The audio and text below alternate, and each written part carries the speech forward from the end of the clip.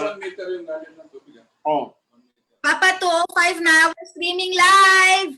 Hello, good afternoon sa inyong Okay. lahat. Welcome to Kapihang Marinero. Kasama natin ang ating mga magigiting at veteranong mga marinero na sila Captain Edgardo Flores. Hi, Cap.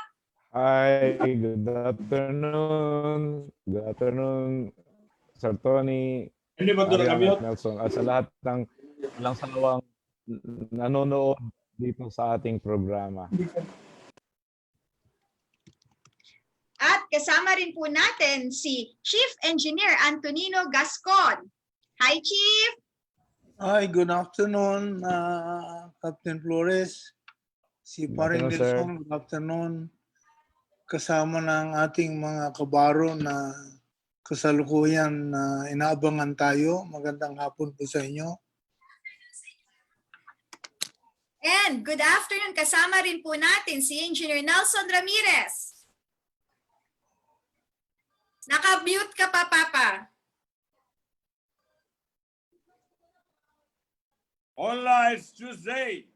It's Tuesday once again. Welcome once again in this program, Kapihang Marinero. Naimbag nga malim kada kayo amin dita nga kakabsat ko nga Ilocano. Maya abat panapon kay kayo nga king Pampanga. Maayong hapon sa akong mga kaigsuonan sa Sugbo. Maayong hapon sa akong mga kasimanwa sa Iloilo. Damo gid sa Mangarano niya. Hakasangkayan halite. Maupay nga hapon idoy. Halite idoy kung wala ni kasananting diri ganito ni Sputing. Con mi hermanos y hermanas allí en Zamboanga. Buenas tardes con ustedes. Habang mga astay manghud ko hasug, habasilan, hahulo, lanaw, hakutabato. Assalamualaikum warahmatullahi ta'ala wa barakatuh. La ilaha illallah Muhammad Rasulullah. Hello, magandang araw daw, sabi ni Neo Marvin Siladora at ni Rafael Dos Esponia Flip George. Good afternoon mga sir and ma'am watching from Davao. God bless. Maayong hapon ni mo diha, sir. Last Thursday, nagkaroon ng Senate discussion yata sa Senado at sa Kongreso ba yun, na tungkol sa ating Magna Carta for Seafarers. At kasama dun sa meeting na yon si Engineer Nelson Ramirez. Papa, pwede ba kaming bigyan ng update? Yeah, ganito yan. Yung Magna Carta for Filipino Seafarers ay isinulong ito noong ang unang nagsulong nito ay si then Congressman Sani Angara na way back in 2013, no? Tapos noong naging na siya, senador siya, isinulong naman ito ni Congresswoman Emeline Aglipay sa 15th and 16th Congress.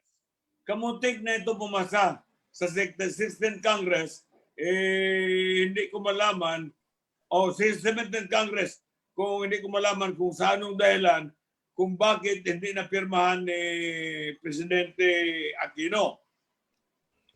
Kasi pumasa na ito sa Kongreso, pumasa na sa Senado, pumasa na rin sa BICAM. Bicameral sa BICAM. Pirma na lang sana ng Presidente ang kulang. Ngunit, hindi na naman natuloy. So ngayon, nandito na naman, marami ang nagsulong nito sa Senado.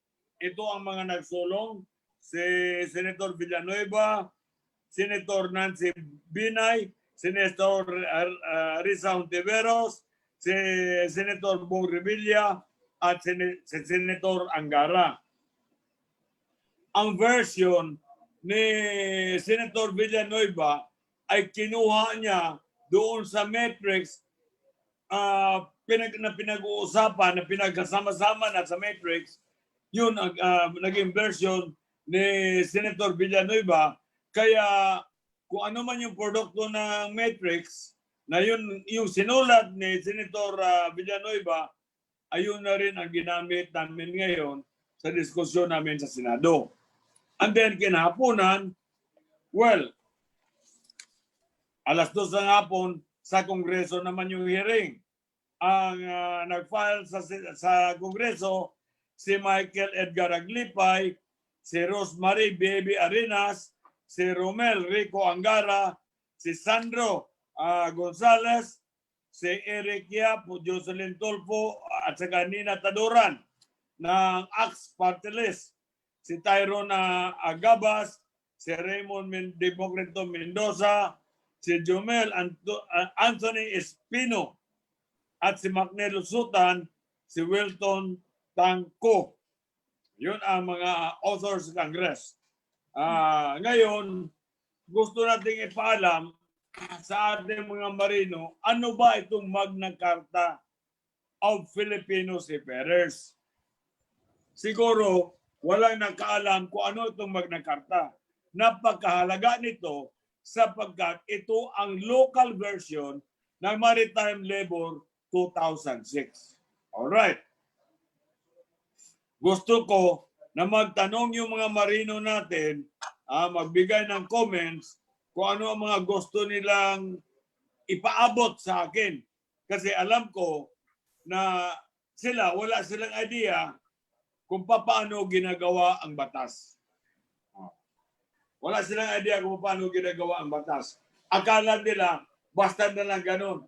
Kasi nakikita ko sa mga comment ng ating marino, dapat ganito, dapat gano'n. Sana ganun. Hindi ganyan. Kasi kung sana lang walang mangyayari, kung dapat lang walang mangyayari, kung lang walang mangyayari, magibagbakbakan ka talaga. Biruin mo, 2013 pa ako nagibagbakbakan ito sa Kongreso at Senado. Subukan ninyo. Mag-attend kayo kung wala na itong COVID para malaman ninyo kung paano ginagawa ang batas. Okay. Okay, ano ang nilalaman doon sa Magna Carta for Seafarers na parang magkakaroon ng malaking impact sa ating industriya? Well, napakarami, no? Napakaraming nilalaman ito, no? Na para talaga to lahat sa kabutihan ng mga marinong Pilipino. Kasi ito ay magbibigay ng proteksyon sa mga marino. No? Nandito yung alright, isa-isahin ko muna, no? Right to relevant information. Dapat ang mga ship owners, manning agencies, and other organizations responsible sa recruitment ay ipaalam niya sa mga marino kung ano sila. Kasi yung iba, may nagreklamo sa akin ngayon na kanina lang. Biruin mo pare, fitter. Ang sahod daw niya ay 4,500 euro sa yate. Wow. May ganun ba sahod? Fitter. 4,500 euro. Tapos yate pa. Sabi ko, Ah, Posible yun, imposible. Kasi yate pa yun. Maliit lang yung yate. if I may pre, tungkol dyan sa sahod ng fitter. Meron akong kausap na yung yate na yan, ang may-ari yung hari ng Qatar. Nakapag-supply ako doon ng electrician at saka third engineer. Ang sweldo nila dyan ay per day. At maganda talaga. Ang sweldo ng electrician doon ay $250 per day. $250 per day. Yung third engineer ay parang $200 per day.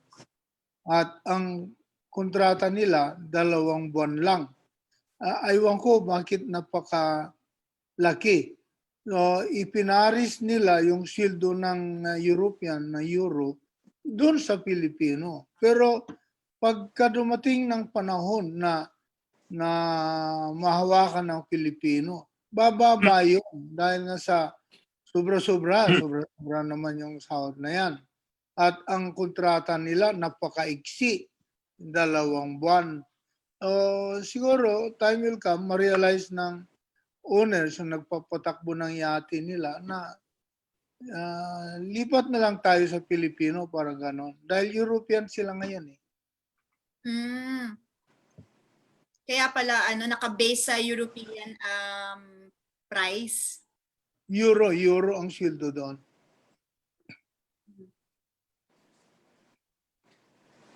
Ano pa?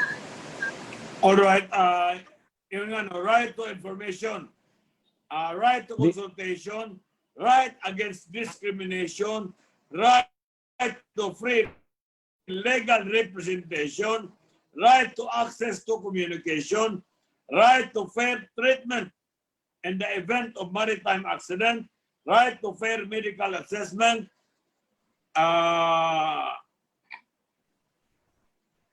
meron pa anti-bullying, anti-harassment. Napakaraming napakaraming benefits ito para sa mga seafarers, and then maproteksyonan na rin yung ating mga marino na nandito sa domestic, kasi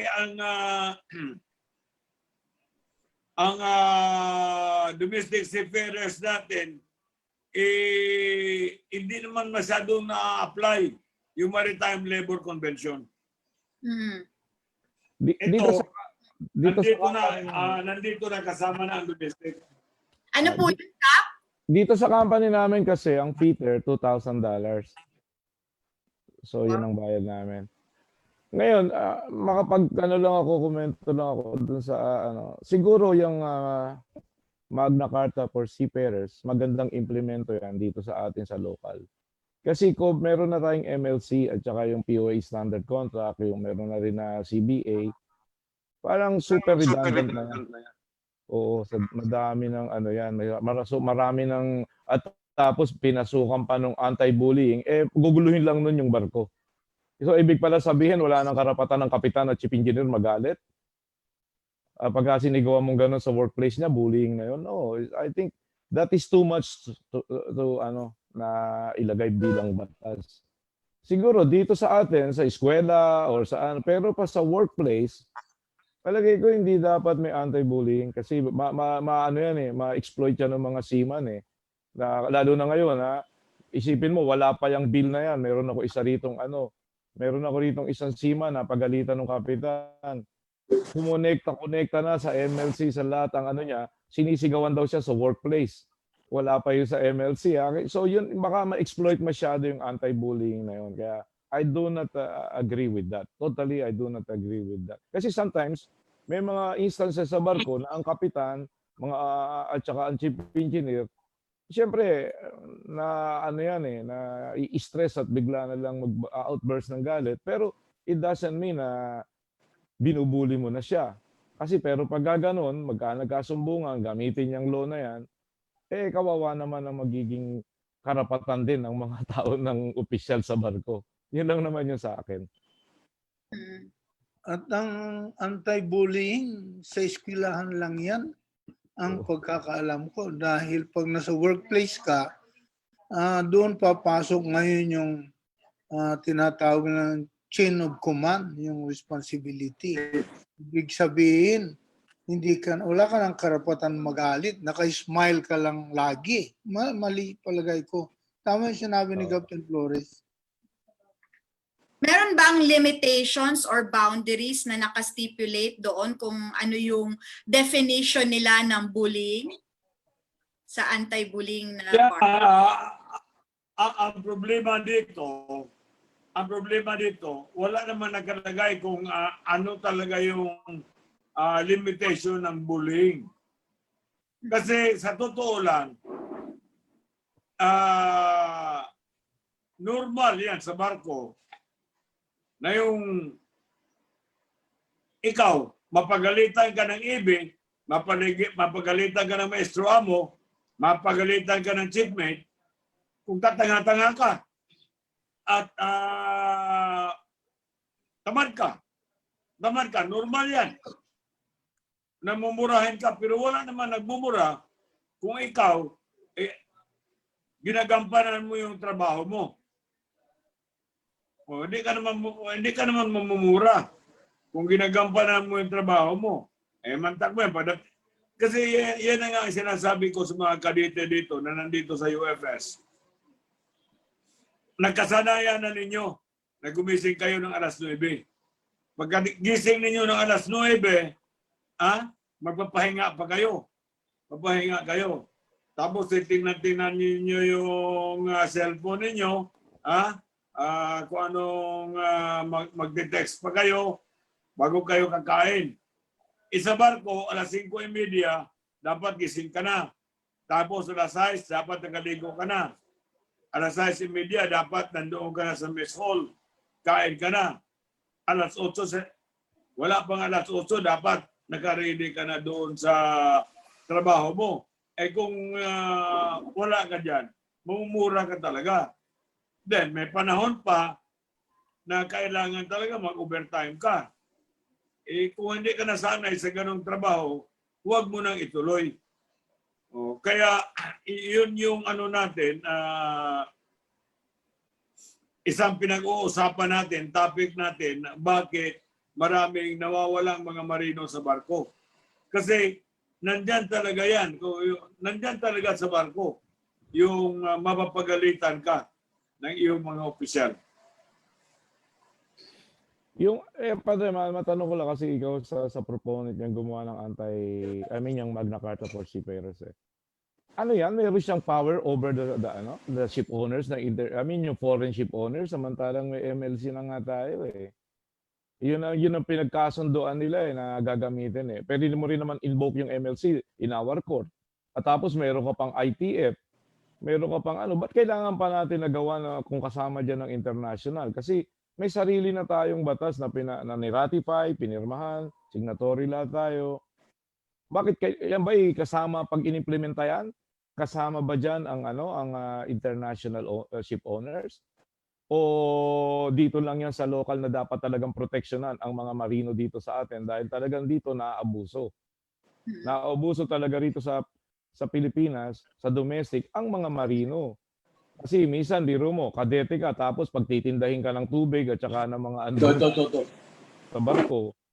Yun ang kumbaga, siguro sa domestic yan. Pero pagdating sa international, ang dami ng batas. May POA standard contract ka pa. Di ba? Meron ka ng POA standard contract, meron ka ng ITF, meron kang MLC. Lahat ng rights na. Meron pang port state control na magpo-protection sa'yo. Ano pa ang silbi niyang Magna Carta for Seafarers na yan? Hindi ko maintindihan. Yeah. Ito ang local version. Ito ang local version ng Maritime Labour Convention 2006. Yeah, kung ibig nga sabihin, para mabigyan din pati ang domestic. Mabigyan din ng proteksyon pati ang domestic. In fact, halos sinango ito sa Maritime Labour Convention. Ngayon, ang isa na katuwa, nakita ko doon. Nakita ko dito sa ng Congress, na version ng Congress, na the sole government agency that will be tasked on the inspection of maritime safety on board the vessel is DOLE. Sabi ko, tika muna. Maling-mali ito. Because when we talk of port state control, it is the Coast Guard. When we talk of the flag state, it is Marina. Now, bakit nandyan yung DOLE? Nandyan yung DOLE kasi nung pumasa ang Maritime Labour Convention, ang DOLE ang nag-sponsor ng training, particularly on the implementation of the Maritime Labour Convention 2006. Kaya sila ang mag-inspeksyon as to whether ipinapatupad ba ang Maritime Labour 2006 sa domestic vessel. Kasi sa mga overseas vessel, maaring maipatupad nila yung Maritime Labour Convention, pero dito sa ating domestic vessel, halimbawa, yung sinasabi nila na yung kailangan ng kabina talaga. Kailangan may sports facility. Ano sports facility ng mga barko natin dito na sobrang liit? Sobrang liit. Sa isang kabina, 4 katao. Sa Maritime Labor Convention, dapat may kabina ang bawat marino. Ngayon, kung ipapatupad talaga yung Maritime Labor Convention dito sa Pilipinas, sa mga barko natin lahat dito, maraming barko na dapat i-scrap na. Ganun ang mangyayari. So, napakaganda kung basahin mo, no? Nandito, no? Requirement for sanitation, no? Accommodation facilities, no? Unless otherwise exempted herein or by appropriate regulations, all ships of Philippine registry shall have safe, decent, and adequate accommodations for seafarers, taking into account the need to protect the health and safety of seafarers working or living on board. Tapos, recreational facilities unless otherwise exempted herein or by appropriate regulations, all ships of Philippine registration have recreational facilities, amenities, and services that are appropriate and accessible to seafarers. Pero alam ko ang gagawin ng mga ship owners dito sila papasok sa unless otherwise exempted. So hingi sila ng exemption. Exempted kami. Exempted kami, hindi namin pwedeng ipatupad yan kasi napakaliit ang barko namin. Ayan Padre, kaya nga kailangan magkaroon niya ng distinction. Pang domestic vessel lang yan. Hindi mo siya pwedeng gamitin sa international kasi international is well regulated already by MLC. Tapos may lahat na from A to Z, protektado ang seaman ng MLC. Tapos meron pa nga dyan yung mga sumasampa na ITF. Meron pa dyan sumasampa na mga port state control na pwede ka rin magsumbong at pwede rin i-detain ng barko. At meron na tayong POA standard contract na nandun lahat na ang rights ng ship ng overseas Filipino seafarers. Ano pa ba? Ano yan? Kung isasama pa nila. Kaya kailangan maging maliwanag yung batas na yan. Will it applies to ano? Kasi parang na-downgrade yan pag gaya nang i-apply mo ngayon dito sa international law. Baka mamaya invoke yan ng mga foreign ship owners, yung Philippine Magna Carta for Seafarers gamitin natin, the MLC. Kasi mas downgraded siya kung sa right ng seafarers doon sa MLC. Kaya dapat pinag-aaralang maigid. Okay, sa domestic, it's needed. I suggest it must be done sa domestic. Pero not sa international, well protected na yung seaman. Tapos yan, ang mababayan kaysa doon sa talagang international regulation At protected na, ang dami na nagpo-protection sa seafarers. Pero yung mag-crew change, hindi nila kaya. Yan ang problema Kaya yan ang sinasabi ko. Puro protection. Pero downgraded yung na yan. Kung isasama nila yan sa overseas Filipino seafarers, downgraded yan kaysa sa version ng MLC. Kung ngayon invoke yan ng ship owners na si Filipino ka, yan ang gagamitin natin. Di talo naman ng Pilipino dyan. Sana pag-isipang maigi yan. Ito nga sana i-propose nila na empowerment of Filipino women seafarers and gender sensitivity. Ngayon, i-propose nila sa may-ari, di ba, meron tayong mga Philippine registered vessels na mga dayuhan ang may-ari pero nag-register dito sa Pilipinas. I-propose daw nila na ang bawat barko may ilalagay daw talaga na babae na kadete. Sabi ko, kapag ipinuwersa mo yan, ninyo yan sa mga foreign ship owners, madali lang naman ang solusyon nila dyan Aalis sila sa Pilipinas. Total. Itong Philippine registry natin, walang kakwenta-kwenta. Napakahirap. Ang mga regulations, ang mga requirements. So bakit mo i-register sa Pilipinas ang barko mo? Umalis ka lang dito i-register mo sa Belize, i-register mo sa Vanuatu, Marshall Island, Panama, Liberia. Madali lang. Suwabing-suwabe. Oh. I think- Tapos dito, Pagkakamali.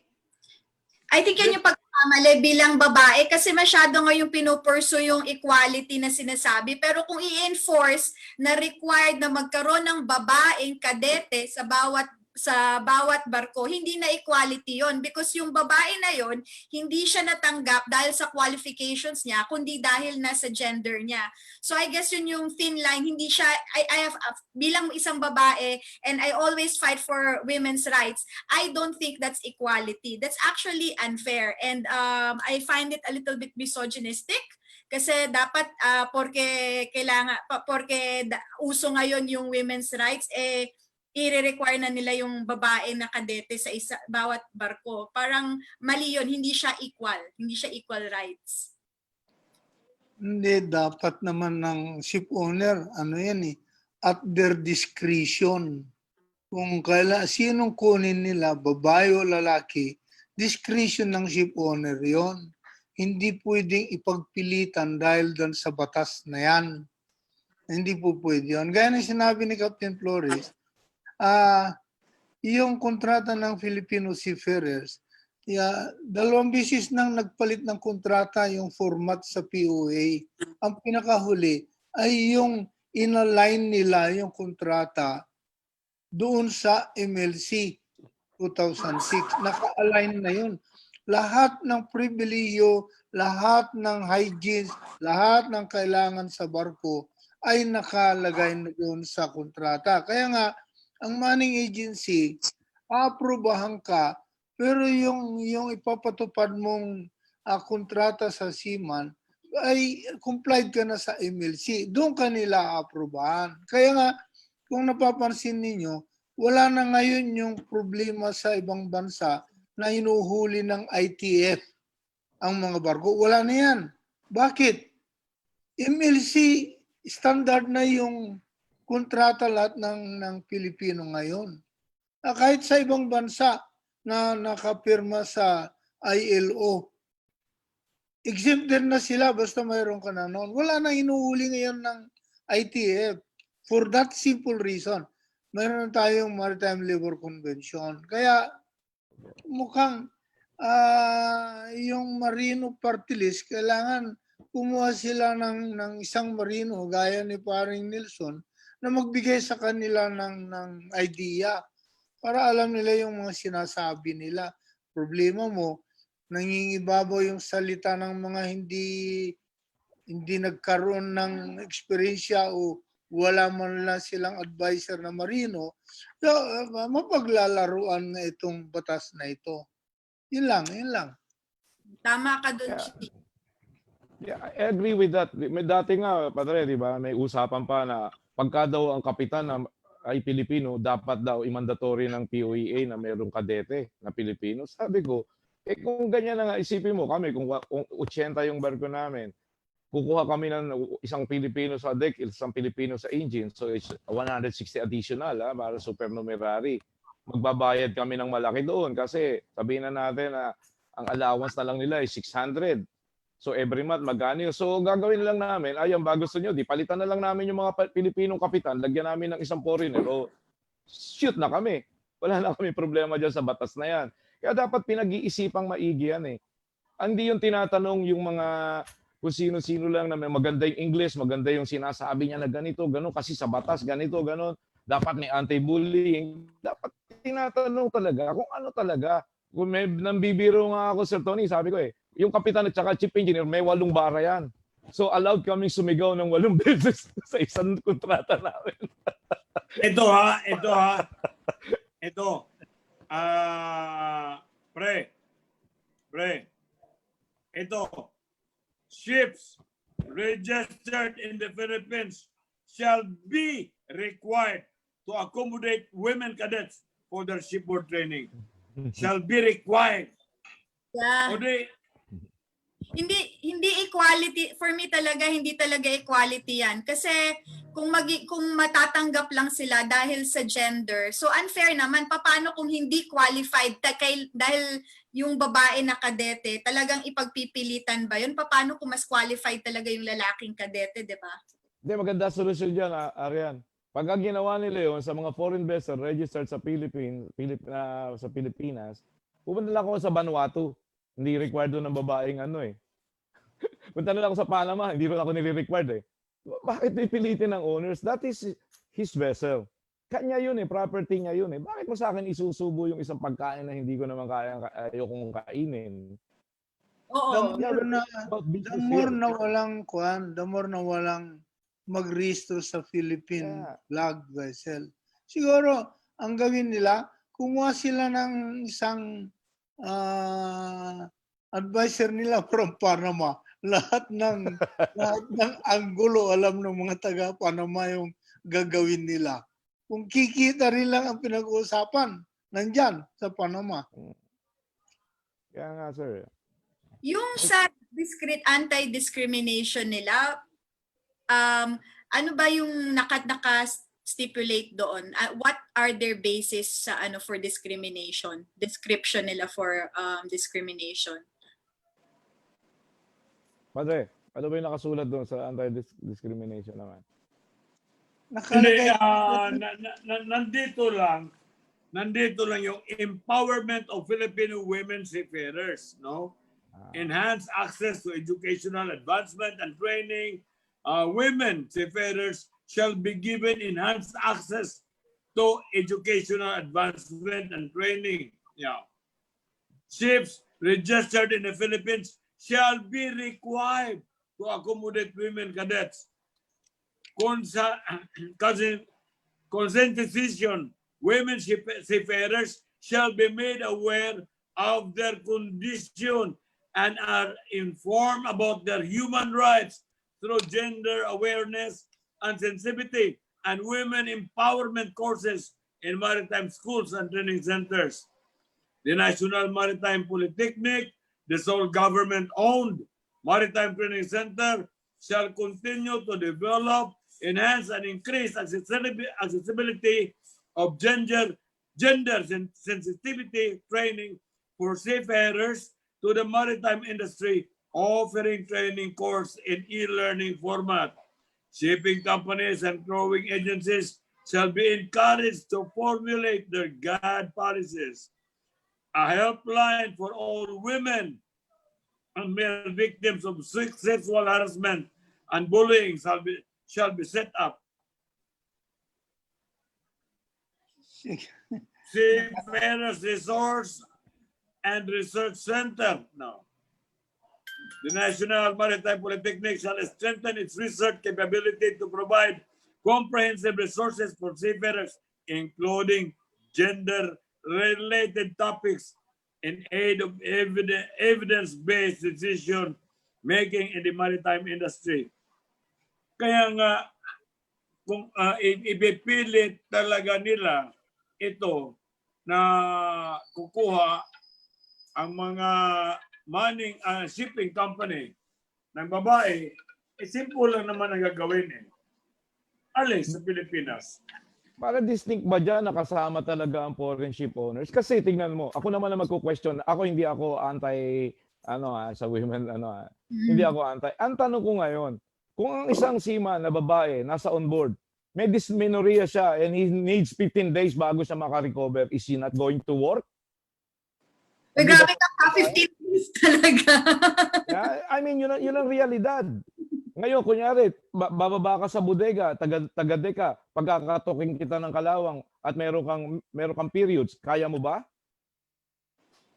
Yeah, yung mabibigat na trabaho, pag may periods ka, pwede ka bang magtrabaho? In every month, you're entitled sa 7 days leave or minsan 10 days leave dahil nga depende dun sa kondisyon ng katawan ng babae. Nothing against, that's the reality. Pero ang mga marinong Pilipino, ang mga Pilipino na lalaki, kahit saan mo sila pasuotin, wag lang talagang papatayin. Ito pa, may proposal si Felix Oka. Si Felix Oka. Ngayon daw, hindi lang daw ang kadete hindi lang daw engine cadet at saka cadet. Kasi merong ibang mga kurso na sumasakay din sila ng barko. Sabi ko, ganun ba? So ito yung chiefmate, sabi ng chiefmate, tawagin mo yung dalawang cadet. Sabi nung inutusan na AB, sir, anong cadet? Deck or engine? Hindi. Yung cadet na cabin attendant at saka cadet na singer. Ganun ba yun? Kasi marami daw klaseng cadet eh. Yung cadet na bartender. Cadet na bartender, ganun ba yun? Ha? Hindi Yan ang mga proposal. Yan ang mga proposal nila eh. Kaya sinupalpal ko kagad eh. Anong maraming cadet? Tumanda na tayo sa barko. Alam natin na 2 kadete. Ngayon dadagdagan nila ng maraming kadete. Kasi marami naman mga baguhan na hindi naman daw nag-aral ng nautical, hindi naman nag-aral ng marine engineering, pero baguhan sila sa barko.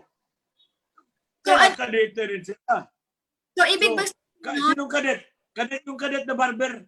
Kadet na barber. Yung kadet na masahista. Wow! Ang daming magagaling eh. So, ibig Magaling. categorize, at correct me if I'm wrong, so ibig sabihin nun yung mga like barbers, waiters, waitresses, they'll be categorized as cadets? Yun ang gusto ni Mr. Oka? Kung bago daw, kung magabaguhan. Kung magabaguhan sila, Bago nga, graduate ba sila o hindi? Baka graduate ng HRM, trainee pa lang yun kung baguhan. Kung hindi, assistant waiter o mga ganon. Kung trainee pa lang, hindi sila Cadet ang tawag doon. yun na nga ang gusto ni Oka kasi mag-offer sila ng HRM. Mag-offer sila doon ng HRM at yung mga graduate noon ay tatawagin na cadet. Yan. Kaya paano kung barber, yung cadet Padre. na barber, yung cadet na masahista, yun, ayos. Tony, Diba? pag nilagay natin na yung mga tao na yun na cadet, hindi yun i-register ng POEA, hindi tatanggapin ng salary scale. Kasi cadets are not included, if not a part of the crew. They are seafarers pero hindi sila crew. So hindi sila, at pag nagkaroon sa CBA, hindi sila kasama. Ang posisyon ng kadete, hindi kasama sa CBA. At pag nagpunta ka sa puerto na nakalagay na kadete ka ron, you are considered passenger, hahanapan ka ng special permit na as a passenger na nangyari sa amin na 3 times sa Nigeria. So sumuka kami. So yun ang mga, kanya nga ngayon, kita mo, ang POEA, pag may nakalagay ka sa kontrata mo, sa salary scale mo na kadete, na cadet, hindi nila i-register. Hindi nila yun kasi hindi nila okay yan yun. Kasi hindi nga bakit sila kadete nga sila? They are not part ng crew. So pag sinabi mo kadete, allowance lang yun. Kaya yun ang sinasabi niya, baka yung mga nagsasalita ng ganyan, hindi nakakaintindi. Dapat pumunta sila muna rin, tanungin din ng POEA. Hindi yung sila lang gagawa yung mga kung sino-sino. Ilang beses na kami nag-try. Kahit nga electrician trainee, ayaw tanggapin. Apprentice electrician, ayaw tanggapin ng POEA. Papapalitan yung salary scale mo. Bigyan mo ng kahit anong posisyon yan, pero wala lang yung salitang kadete at trainee. Hindi tatanggapin. Kasi Kaya kadete ngayon. Ang cadet, part ng curriculum nila sa school. Estudyante sila. Kaya inabot kami ng ilang bakbaka namin, ilang oras sa aming debate, yung definition ng cadet. Is cadet a seafarer? Yes, he is a seafarer. But he is not a crew of the vessel. Kasi yung kanyang pagpunta dyan sa barko, part ng kanyang education. Part ng kanyang education. Yun. Kasi dito sa atin, Marino siya, pero hindi siya crew ng barko. Kaya nga, wala siyang sweldo. Yun. kasi dito sa atin, yung kadete, tsaka trainee, is a part of education. Part ng edukasyon yun eh. Yung pagayong dito sa atin, kasi 3-1 tayo eh. So, yung pagkadete sa atin, included yun doon sa curriculum niya. He's not there to be part of the crew. He's there to complete his studies para makagraduate siya ng BS. Correct. So, iba yun. Paano yung HRM? O paano yung SRM? Kaditi pa rin. Yan ang ang Kadete gusto daw. gawin ni Oka. Lang Na yan. kapag ka nag-graduate daw ng HRM, Ah, yan ang gusto ni Felix Oka. Kapag ka nag-graduate ng HRM, tatawagin ng kadete. So marami na maging kadete, no? Kadete na barbero, kadete na bartender, kadete na singer, kadete na gitarista. Wow! Kaya yan nga ang isang reason at parang tayo na rin na nagtataboy sa ship owners to get out of our umalis na kayo rito. Huwag nyo, dahil kami magre-regulate ng kung gusto nyo, ayaw nyo, huwag kayong kumuha. Parang ganun sinasabi natin. Mm.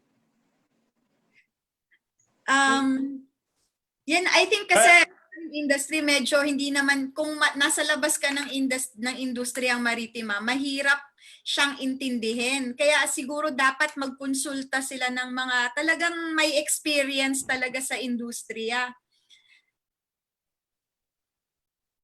Ito, basahin mo ito isang sa Congress ito.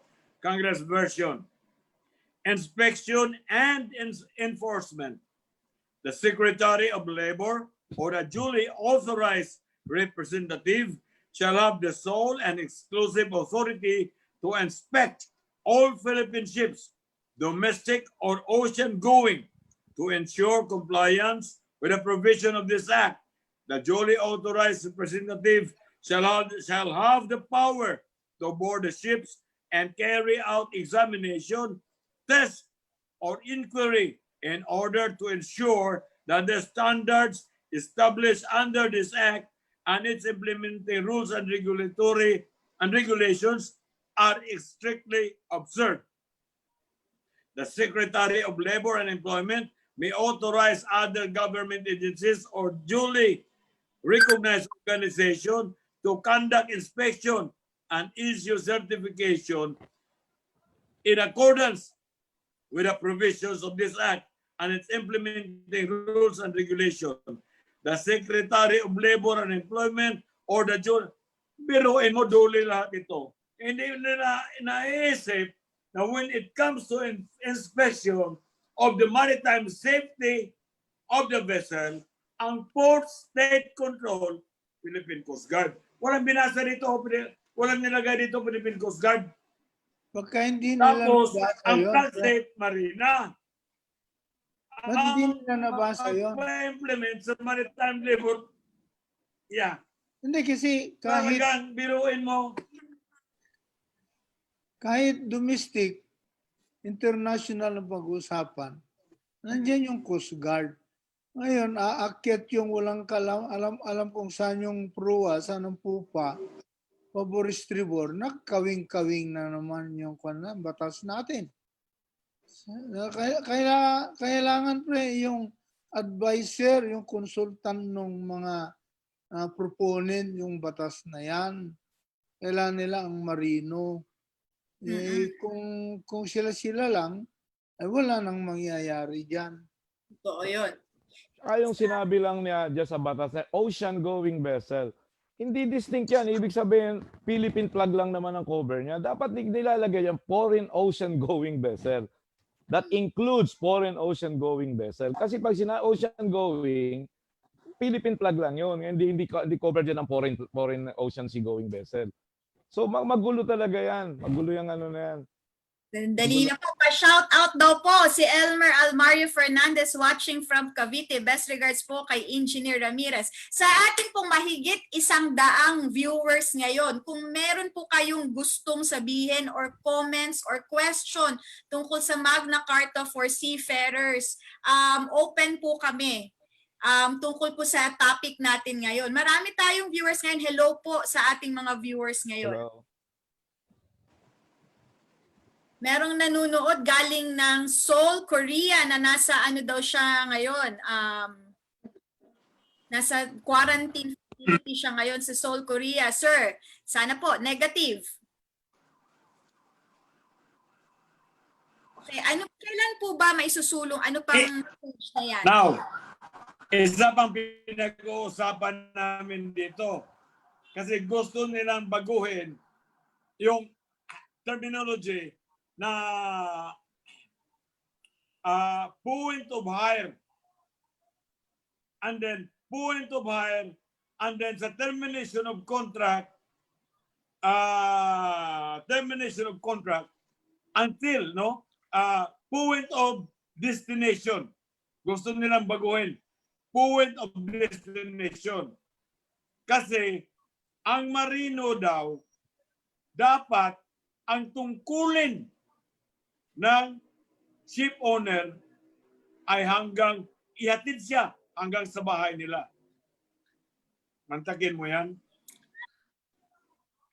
Ihatid siya hanggang makarating siya sa bahay nila. Pero sa POEA, ang nakalagay lang, hanggang sa dumating siya sa airport. Pag natatakan yun sa immigration. Oo, pagtatak na paglabas na siya sa airport, he is on his own. Ganon. Yun yung sa POEA. Ngayon kung ilagay mo yung mga ganong klaseng ihatid hanggang bahay nila, lalo mong i-drive away yung mga prospective principal. Parang binibinang gusto itong mga marinong Pilipino. Ganon ang dating yan. Pre, ganito yan, no? Ang gusto, sabi ko nagpaliwanag si Eric Marquez, hindi talaga nila maintindihan. Ibang-iba ang ano nila, no? Ibang-iba talaga yung kanilang iparating. Kasi daw may mga dumarating dito na hindi na raw pinakialaman ng ship owner. Sabi ko, ganito yan. Hindi kayo nagkaintindihan kasi kako nag-umpisa ang problema nitong nagkaroon tayo ng COVID-19. Now, ang point of hire na tinatawag, sabi kaagad nila mga nung ibang grupo ng Union, point of hire is the time when you sign the contract. Sabi ko, ganun ba? Pagpirma mo ng kontrata, na yan? Umpisa ng hiring mo? Bigyan ko kayo ng example, ha? Bigyan ko kayo ng example. Okay, nagapirma ng kontrata. The night before, mag-join siya, kinabukasan, joining na, lipad na siya. Nangyari ito, hindi lang, 2 beses ko na naikwentro ito. Ha? Na good time. Na good time. Nagkaroon ng away sa nightclub. Nasaksak siya, patay. Ngayon, sabihin mo na ship owner, bayad ng ship owner sa pagkamatay niya. Ha? Kasi nagkapirma na siya ng kontrata. Ganun ba? Ganun ba? O, sabi ko sa kanila. Ngayon, kako, umuwi na yung marino. May kagalit pala. Tamang-tama, pagdating sa bahay nila, nakaabang na po na yung kalaban niya, binaril siya. Kasalanan naman ng ship owner yun. Ha? Kasalanan na naman ng ship owner. Pinaliwanag ko sa kanila, as veteran arbitrator, ilang taon na kong arbitrator sa National Conciliation and Mediation Board, ang point of hire, mag-umpisa yan sa airport. Pag tinatakan ka na, no? Tinatagan ka na ng immigration, pumasok ka na doon sa departure area. Tapos, nagkaroon ng bomba o bakbakan, barilan doon. Namatay ka. Pasok ka sa kontrata, no? Pasok ka sa kontrata, pauwi ka. Pauwi ka. Habang nasa pila ka sa immigration, bigla kang inatake, namatay ka doon. Pasok ka pa rin sa kontrata. Pero pagka tinataga na ng immigration, lumabas ka na, wala na pag-ialam ang may-ari ng barko sa iyo dyan.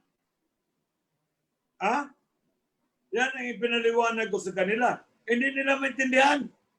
Kasi ngayon daw, dumarating yung mga marino, pinabayaan na raw ng may-ari. Sabi ko, yun nga, nagtataka yung may-ari. Bakit sa kanya pa, sa kanya pang responsibilidad, siya pang magbabayad sa hotel ng marino na umuwi naman. Umuwi yung marino. Wala namang sakit. Ayos naman lahat. Nakalabas na ng airport. Nag-hotel ngayon. Pag hotel ng Marino, obligasyon niya ng may-ari. Ako, yan na ang panahon na papasok na ang gobyerno natin. Kasi ibang-ibang sitwasyon ito. Pandemic ito. Ito na panahon na papasok na ang gobyerno natin. O, tingnan ninyo yung mga land base na nasa Riyadh. Na nag-camping na doon sa labas ng embassy ng Riyadh. O, Philippine Embassy sa Riyadh. Anong ginawa? Sinong gumasto? Gumasto ang gobyerno natin para pauwiin sila. Yun. Yan ang yan ang panahon. Kagaya nito ngayon, kung kung may ma-quarantine man ng mga Marino ng ilang araw, gobyerno ang papasok. Hindi yung hahabulin ninyo yung may-ari ng barko. Yung may-ari ng barko, maliit lang kumpanya. Sabi nila, kayong manning agency magbabayad dyan. Yung manning agency maliit lang din. Sabi ko, bankrupt. Mababankrupt yung manning agency. Maliit. Biruin mo, isang tao, gagasto ka sa 60 mil. Kung may 10 tao ka, 600,000. Magkano lang kinikita mo sa isang buwan bilang manning agency sa isang maliit na manning agency? Mabuti kung kumikita ka ng 300,000 naman. Maliit lang yung manning agency mo. So, yan ang pag-isipan ninyo. Na Comments po. ilagay, gusto ninyong baguhin yung kontrata May mga comments po yung ating viewers. Before that, hello kay Mrs. Gallo, ang aking favorite teacher, si Ma'am Eflida Gallo, nanonood siya ngayon. Maayong adlaw, ma'am. Galing kay June Nick Chan. I'm listening from Cape Town, Africa. Before making a law, they should gather right info from experienced seafarers from Master Mount Kimolos. Ang sabi naman ni Carlos Franco, dapat time left the country and the time arrival. Yan lang ang effectivity ng contract. Yun lang yun pa so far. So I think kahit paano yung mga Marino siguro naiintindihan nila yung I think hindi naintindihan nung gumagawa nito na we also have to keep our competitiveness sa other nationalities, 'di ba? Kasi pag nawala yung employers, wala na rin mga employees. Hindi, tsaka yung point of destination. There was a time. May exploit yan kasi pagka point of destination, kahit taga-Tondo ko, magpapahatid ako sa'yo. Kasi nakalagay doon, point of destination Totoo, may exploit yan ng todo-todo. Kahit yung mga taga-Bulacan, taga-Batangas, magpapahatid. Kasi sabi nyo, point of destination, yung sa Mindanao. lugar. Taga-Mindanao. Ang isa pang hindi naiintindihan ng mga mababatas na to, ang responsibilidad, kaya nga iba yung sea service pag humingi ka ng certificate of sea service, because your sea service starts when you go on board the ship. Kaya yung iyong departure dito, iba kaysa nakatatak sa seaman's book mo So, yung kino-consider na embark ka na sa barko is when you go on board, doon niya ilalagay na sign on mo. Hindi ka naman pwedeng umalis ka sa airport, sign on ka na ron Kaya nga doon mag-uumpisa ang right ng seafarers pag nakasampa sa barko doon sa sea service. Pero pagkatapos noon, pag hiningian mo ngayon ng ship owners ng point of destination, katulad gusto nitong mangyari ng mga na to, siguro sa susunod sila na magbigay ng barko sa mga seaman. Kasi wala nang pupunta rito mga ship owners. Masyado na silang, kumbaga, we can call it rape. Oo, wala na. I mean, kawawa naman ang ship owners masyado. Masyado namang napapahirapan ng todo-todo for nothing. Imagine, ayaw mo pa hinatid ka na nga sa airport Ano pa gusto mo? Yung iba nga, sila pa nagbabayad ng pamasahe At one time, nagkaroon kami inimbita kami sa isang radio station ng local ITF representative dito sa Manila. Babae yun. Kaya sabi niya sa akin, why can't we have the same rights as the American seafarers? Kung magkano ang sweldo ng mga Amerikano, bakit hindi maibigay sa mga Pilipino? sabi ko, Susan, you are talking of American seafarers. Noong bago pa ako magmarino, nakikita ko yung mga Pacific Line sa mga barko, yung Lights Line ng mga barko, yung United President Line sa mga barko, American Line sa mga barko, dyan sa pier. Pero nandyan pa ba yan ngayon? Wala na. Bakit? Miss Manila, 3,000 ang 3,000, 4,000 dolyar ang sahod o 5,000 dolyar. Miss Man, ha? Mas mahal pa yung magtitimpla ka ng kape kaysa kape na inumin mo. Oh. Nasaan na yung tago? Yung mga American ships. Wala na. Ubus na. Wala ka na makikita. Ngayon, ganun din ang gagawin mo sa mga marinong Pilipino. Maubos. Sabi ko sa kanya, we cannot price ourselves in the market because we are not the only seafarers. Okay, sabihin natin, dapat mismo na Pilipino, $5,000 ang sweldo. Larga. Ngayon, sino pang ship owner papunta dito? Punta ako Vietnam, punta ako sa Myanmar, punta ako sa India, punta ako kahit anong lugar. Hindi lang Pilipinas, kung ganyan ang gagawin mo. Yeah, tama yan. Tama yan. Ipaglaban natin ang karapatan ng mga marinong Pilipino. Ngunit huwag mong ipaglaban na sobra-sobra na yung hiningi mo na mapuwersahin mo na yung may-ari ng barko na lumabas dito sa Pilipinas. Yan ang sinasabi ko sa kanila. Tsaka basing din yung Merong salary. panahon tumulat Basing din ako. yan sa standard of living ng ng isang bansa. Eh kung katulad ang Amerika, high standard of living, syempre mataas sweldo nila. And on the other hand, kung kunyari, akong ship owners, bibigyan ko siya ng malaking sweldo, ba't siya pa kukunin ko? Ba't di na rin mga kababayan ko na magbabayad ng tax sa gobyerno namin? So, walang logic eh. Hindi nila naintindihan mga sinasabi nila. Tsaka 'di ba yun yung one of the biggest reasons kaya kinukuha, one of the biggest reasons aside from magaling naman talaga yung mga Filipino seafarers is because ang price is reasonable. Yeah. Yeah. If you look, that's our edge, or that was our edge before. So if you take that away, then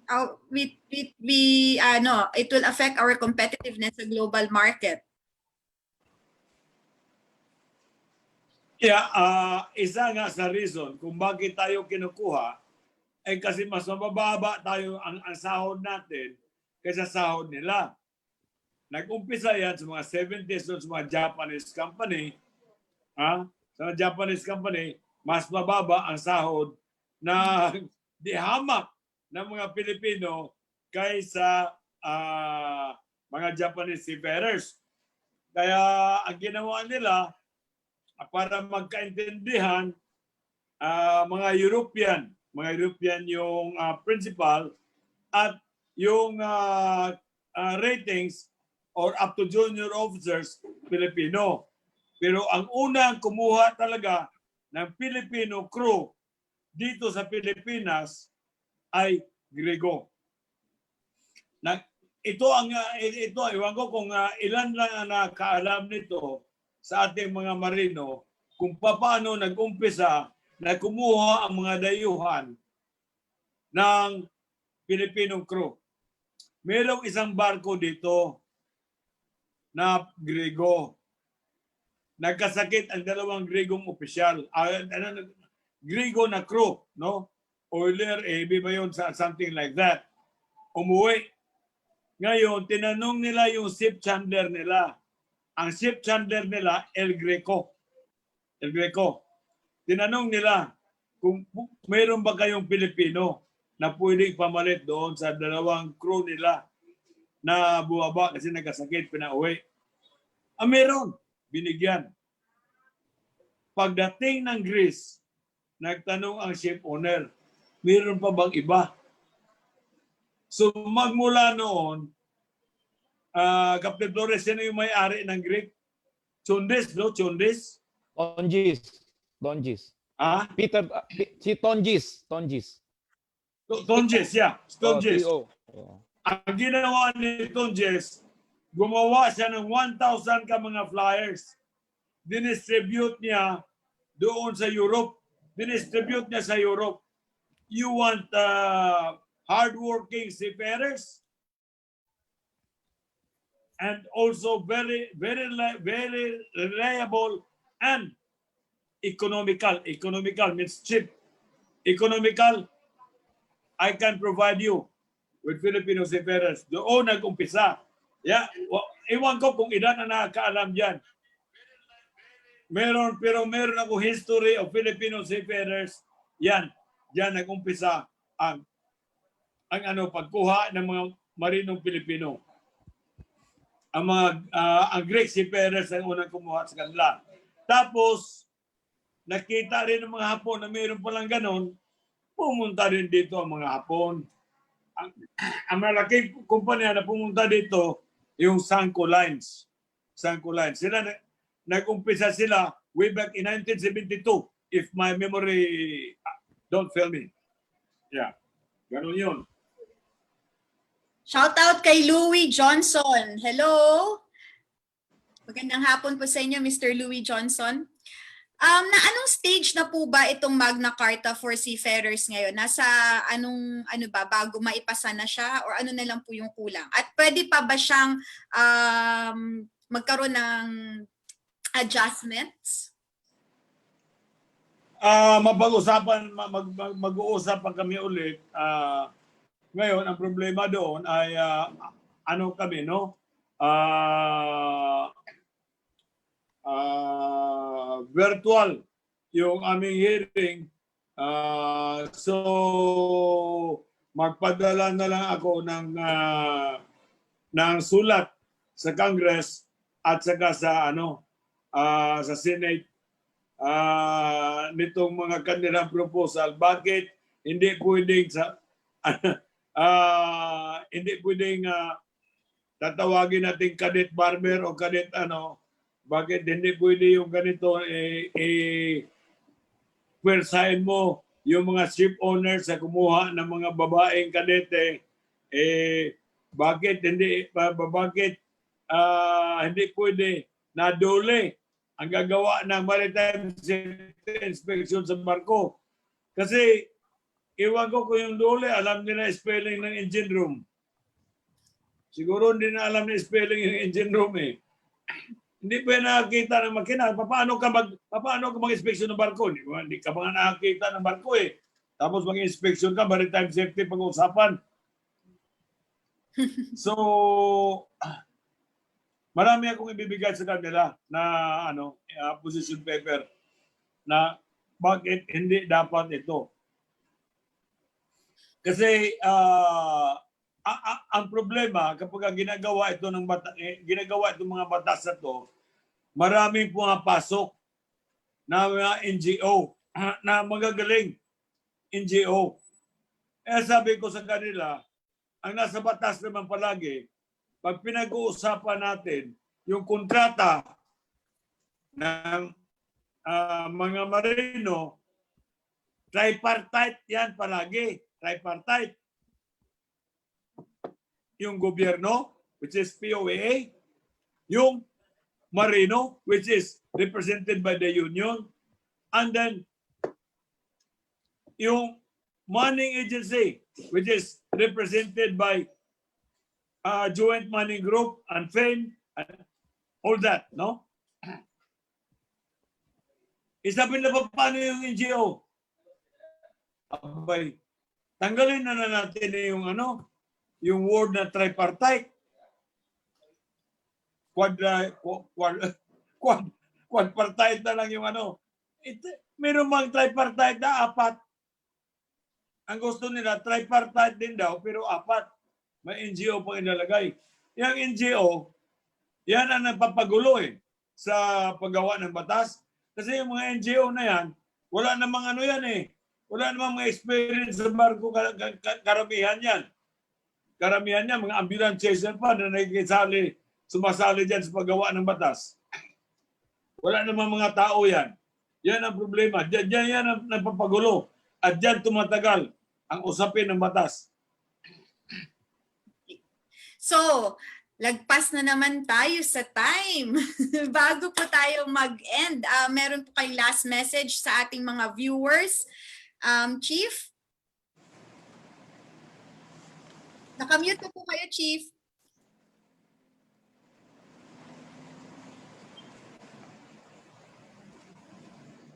Napaka-iksi ang oras pag ganito ang pag-uusapan. Kasi nga maraming interesado nating kabaro na mag-participate. Dahil gusto nilang ibigkasin din yung nararamdaman nila. Dahil nga sa istorya ni Paring Nelson wala talagang pupuntahan na magandang batas yan kung ganyan lagi yung proposal. Kaya siguro bantayan mo, Paring Nelson, na ikaw yung nandyan. Magdala ka rin ng ibang qualified na grupo.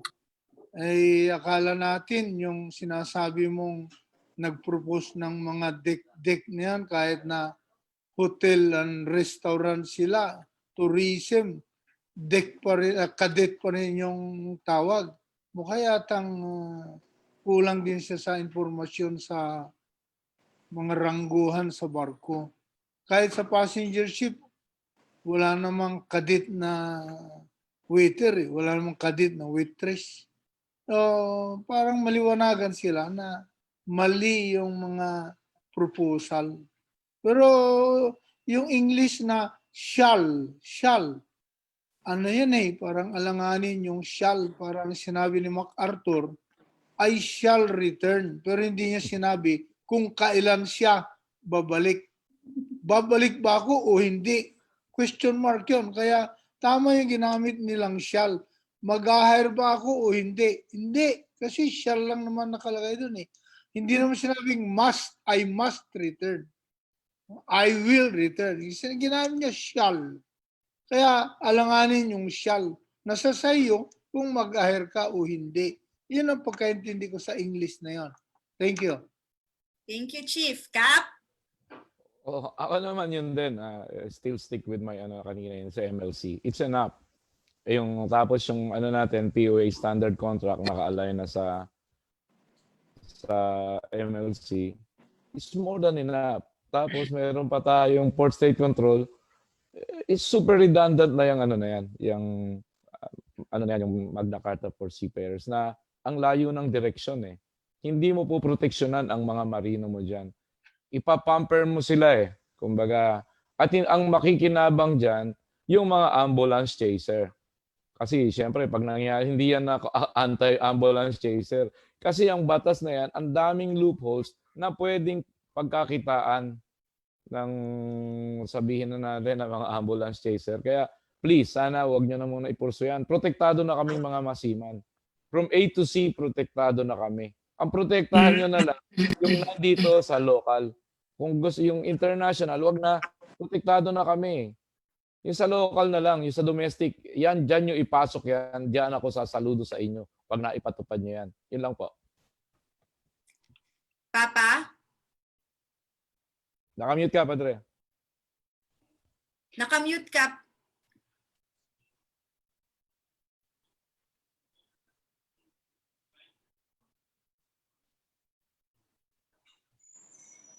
Ang akin, maaaring magamit ito sa domestic natin.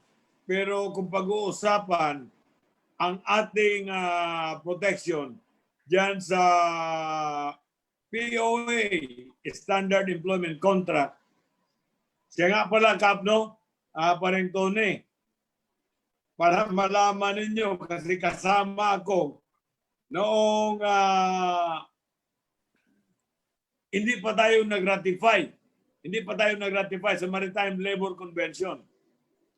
Nalaman ko na pinabasihan pala nila sila na mga taga Geneva, mga expert doon, ay yung POA Standard Employment Contract natin.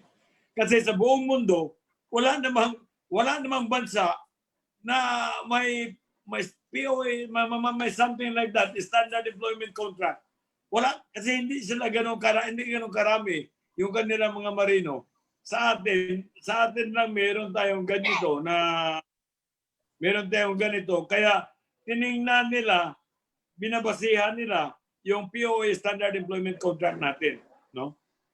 Kaya ang akin, ito, dapat ito para lang sa mga domestic vessels. Kasi kumpleto na tayo, meron tayong POA Standard Employment Contract at meron tayong Maritime Labor Convention wherever we go. Pero kung ipa-apply mo to sa ating mga Philippine registered vessel na hindi tayo ang may-ari, tapos sabihin mo, persahin mo na kumuha kayo ng babae. Kung hindi nyo kumuha ng babae, ayaw namin i-register yung barko ninyo sa Pilipinas. Sabihin na naman ng ship owner, alright, bye-bye. Bye-bye.